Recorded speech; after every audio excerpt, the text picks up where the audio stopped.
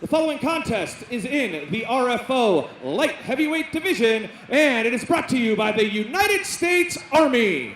Introducing first, making his way down the aisle, please welcome Luke Schneider. Luke Schneider makes his way to the cage, middleweight division, and Luke Schneider, a young guy, only 18 years old, graduated from high school last year. Avon, Ohio, still independent in his background. He wrestled in high school at Avon Lake and currently trains Taekwondo at SM Smith in North Ridgeville. And of course, there is UFC vet Justin Lane in his corner. Yeah, Julian Lane, rather. And when we talked to him earlier today, he said, "Oh, I'm not nervous." BS. He's nervous. Well, in fairness, he said he's as nervous as he should be. Yes. Which I believe it's a fair assessment. He says he's confident in his abilities. He did some sparring. But, John, you know what it's like to walk out there for the first time, and I think you had the same nerves every time you went to the cage. Every time. Stipe Miocic is nervous when he goes out for a fight. Everybody's nervous. So he's going to be nervous, and that's okay. What he needs to do, he needs to concentrate that nervous energy into combat. And his opponent, making his way down the aisle into the red corner, please welcome Roy Nichols.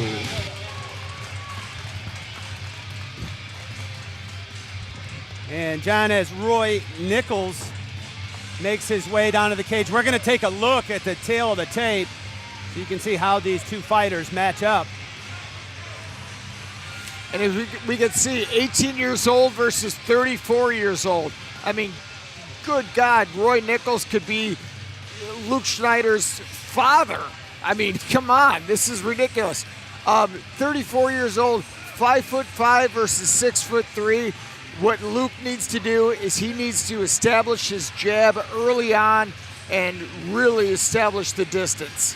Well, Luke plans on staying at range and picking them apart, and of course, a massive difference in the height as well as the reach. Luke Schneider, very long guy, and you take a look at Roy Nichols, who's much more compact, and making his fighting debut at the age of 34, wants to test himself. And Luke Schneider, on the opposite end of the spectrum, he said he's always been a fan. He's been a fan since he was 8 years old, and he wants to make mixed martial arts part of his life. And Roy Nichols doing the same, just much later in life.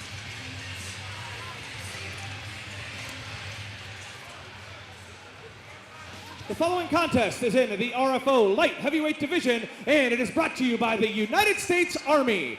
Introducing first in the blue corner, he fights out of Avon Lake, Ohio. He weighed in at 201.5 pounds. He is an independent fighter making his MMA debut. Please welcome Luke Schneider. His opponent in the red corner, he fights out of Grove City, Ohio. He weighed in at 190 pounds. Representing Lancaster Academy of Mixed Martial Arts, he is making his MMA debut. Please welcome Roy Nichols. This bout is scheduled for three-minute rounds, and the action begins. Your referee is Mr. Jerry Poe.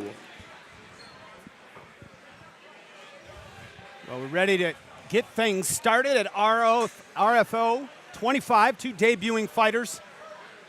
It'll be Nichols in the dark gray, Schneider in the light gray. John Sturmack joining myself, Ryan Cavanaugh, here in the broadcast booth. And John, we'll see if Schneider's able to keep that range that he talked about. Yeah, so far, right off the bat, he's doing a good job. He's using the teeps, as they're called. Good body kick. Schneider trains Taekwondo, and you see some of that. Now, Schneider expected Nichols to shoot for the takedown, and he said, I don't think he knows I wrestled. I have a wrestling background in high school, and right now, thus far, the takedown defense of Luke Schneider is holding up. And as I say that, it fails. Yeah, he gets to the ground. He's going to use the cage as use the cage to his advantage, try to get back up, but he's unable to. And now here we go. And looking for a guillotine. John, does he have it? Nah, he's not deep enough. Actually, just one arm. Roy Nichols, he's expended a lot of energy on these takedowns. Luke Schneider rolls. Very interesting. Very interesting. And the back punches to the head, and it makes Nichols release the grip, but the tenacity of Nichols right now paying off. And right now, both these guys, they're 0-0. What they're experiencing is their first 30 seconds, they feel absolutely gassed. And what they got to do is they got to trust their cardio, and they're going to get back to it. Nichols raining down bombs from the mount on Luke Schneider. Schneider's got to find a way to get out of this. And both these guys are exhausted right now. Their first 30 seconds of their first MMA fight, they're going to be exhausted. The punches are not going to come down with a lot of velocity, but that's okay. What both fighters need to do is understand, all right, I'm gassed, I'm exhausted, but I'm going to get my second wind. Nichols showing some patience, lands a couple hammer fists. Schneider, wrist control on the left hand of Nichols and holding the shoulder on the right side of Nichols, and hammer fists get through, and there's a couple big bombs by Nichols. Jerry Poe taking a close look. Schneider is defending himself, attempting to. At least he's showing some life on the bottom. Fine line at times between showing life and defending yourself, I suppose. Yeah, and like I said, if you have your first amateur fight, you're going to be exhausted in the first 30 seconds. You got to trust your cardio. Oh, Schneider right now has 12 seconds to survive, and if he does, I believe we'll see a different fighter coming out in a second, and him attempting to use that range and prevent a takedown for Roy Nichols. Schneider survives. Yeah, I think what this first round was nothing more than both these guys getting something under their belt, pun intended, and they are going to just, all right, we got our first round done, now let's get to the second round. And their corner's saying to them, all right, hey, first round, first MMA fight, all right, you got it out of your system. Now let's go. Take a look at some of the action, John. What could Nichols have done here to finish this fight? What he needs to really do is shrimp out of there. He's got to do more than just put his hands up. He's got to intelligently defend himself, shrimp out of there, try to reverse position, anything he can do. And real quick, for fans who are watching and may not be familiar with jiu-jitsu in the ground game, what do you mean by shrimp out of there? He's got to turn his hips. He's got to scoot his hips back, push his opponent's knee back, and try to get his leg around his opponent, and then ultimately get it up. Yeah, anytime a fighter is flat on his back and his hips, his back is flat, that's a bad thing. You want to get to a hip, and that's the first step in creating that space that's so critical. Yep. If you want to get to a standing position. But they're standing right now. We start round number 2. This is the amateur middleweight division, scheduled for three rounds, 3-minute rounds rather. And Schneider and Nichols. And they do not touch gloves, which is interesting. A little bit of high kick. Jerry Poe's going to say, hey, watch that. And Schneider nodded. He said, I understand that. Teep. Schneider trying to use those legs again, and let's see. Oh, he went for a takedown that failed. And it's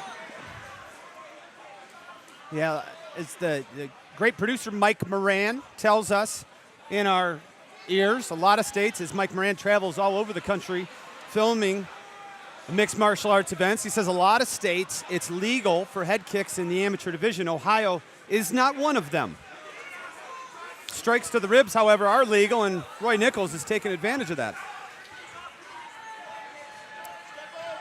And right now you see this shorter, stockier fighter using his wrestling skills to his advantage, looking for a rear naked choke.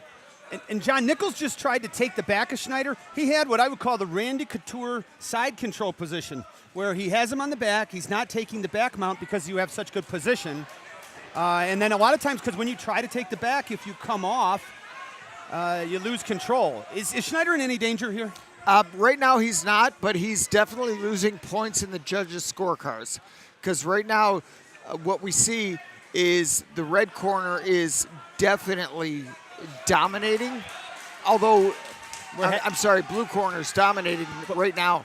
John, we're at the halfway point, and Schneider has turned the tables, and you can see Roy Nichols on the ground taking some big breaths.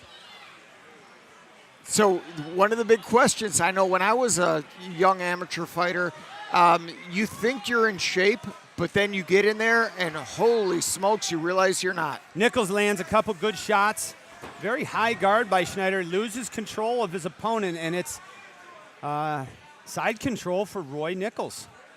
He appears to have very good top pressure, John. What are your thoughts? I think you could see that the wrestling background comes into play, but neither guy is cage-worthy as far as cardio goes.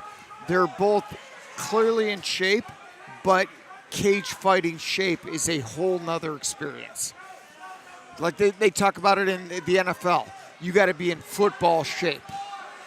Well, right now, Roy Nichols is landing some punches. John, how much steam is behind these shots? There's virtually nothing. Yes. Seems fair. And now there's some punches, and Luke Schneider having trouble defending him. Jerry Poe giving him a leash. And there's 10 seconds. But I don't think any of these are real damaging. No, they're not. Luke Schneider doesn't look hurt as much as a little bit annoyed and bothered. Uncomfortable and tired would be two more adjectives I'd throw in there. Yeah, and that's no shame on them. It's not to denigrate them. Well, it just is what it is. They're in the cage. I meant no denigration or shame, John. You know that. And we take a look at the lovely ring card girls of the RFO, letting us know it's round number 2. John, I have it 2 rounds to 0 for Roy Nichols. I couldn't agree. I couldn't agree. When I say I couldn't agree, I mean I can't agree more. Okay. It is absolutely 2 rounds to 0. Both guys are very exhausted, and I think they're realizing like we said, there's football shape, and then there's NFL football shape. So these guys are realizing the amount of cardio that they are going to expend, and it just is what it is. It's part of the learning process. Doesn't make any one of them a criminal. It just is what it is. John, Luke Schneider's down 2 rounds to 0 as we head to the 3rd and final round. What does he need to do? Clearly he needs a knockout, but how? What he needs to do is keep this fight standing. He's the taller fighter. He needs to stop the takedown. So far, that has been the theme of the first 2 rounds is, all right, I'll stand and bang with you, and then I'll take you down. 3rd and final round.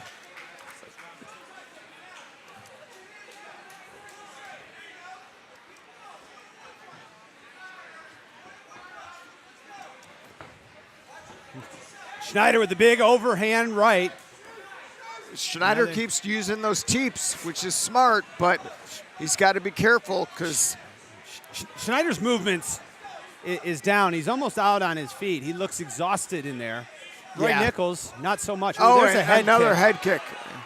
And I wonder if Jerry Poe's going to take a point. If Jerry Poe takes a point.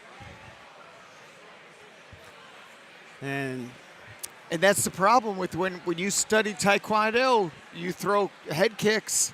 Here we go. And Jerry Poe is going to take a point, which is somewhat academic, and perhaps we can get a replay after.